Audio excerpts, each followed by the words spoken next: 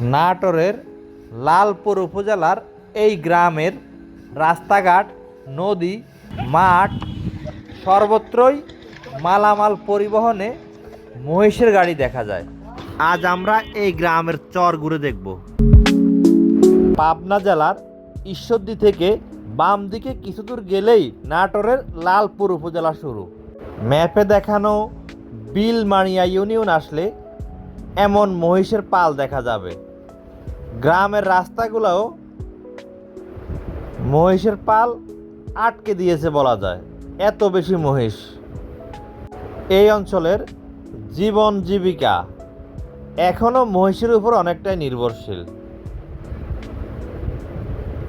প্রচুর মহিষের গাড়ি দেখা যায় রাস্তাঘাটেও।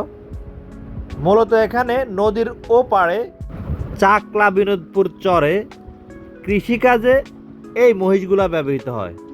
এটা কিন্তু পদ্মা নদীরও একটা শাখা।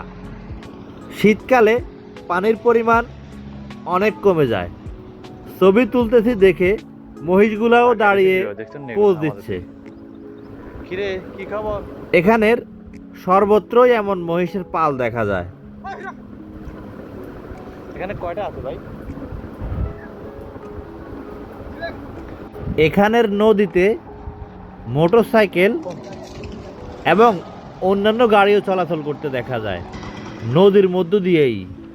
মূলত চরাঞ্চলে প্রচুর ইক্ষু চাষ হয়ে থাকে। চরে উৎপাদিত ইক্ষুগুলো এই নদী পাড়ি দিয়ে গ্রামে নেওয়ার জন্যই মহিষগুলা ব্যবহৃত হয়। পাশের উপজেলা ঈশ্বরদীতে রয়েছে বাংলাদেশ ইক্ষু গবেষণা ইনস্টিটিউট। সম্ভবত এ কারণেই এই লালপুরে প্রচুর ইক্ষু উৎপাদিত হয়। মহিষের গাড়িতে করে ইক্ষুগুলো নদী পাড়ি দিয়ে গ্রামের দিকে নিয়ে আসা হয়।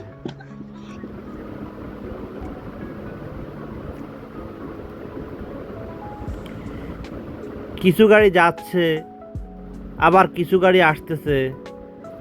এখানকার জীবন জীবিকা অনেকটাই এই মহিষের গাড়ির উপর নির্ভরশীল।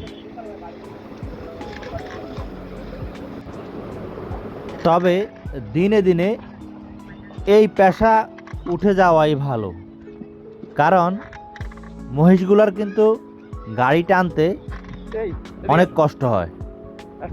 বিশেষ করে মাটির রাস্তা থেকে পাকা রাস্তার দিকে উঠতে মহিষগুলোর প্রচুর কষ্ট হয়।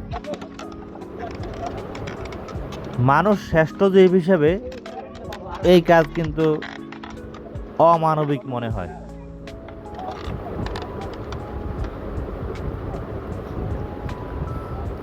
আর উঠতেই পারছে না। বর্তমানে যেহেতু প্রচুর আধুনিক গাড়ি, সেহেতু মালামাল পরিবহনে আধুনিক গাড়ি ব্যবহার করা উচিত, অথবা সমতল এলাকায় মহিষ ব্যবহার করা যেতে পারে। তবে অমানবিক কিছু যাতে না হয়। চাইলে একদিন সময় করে বিলমানিয়া ইউনিয়নের এই চাকলা বিনোদপুর চরাঞ্চলের প্রকৃতি ও জনজীবন দেখে যেতে পারেন। বাংলাদেশের অন্যান্য চরের সৌন্দর্য দেখতে অবশ্যই সাবস্ক্রাইব করে রাখুন।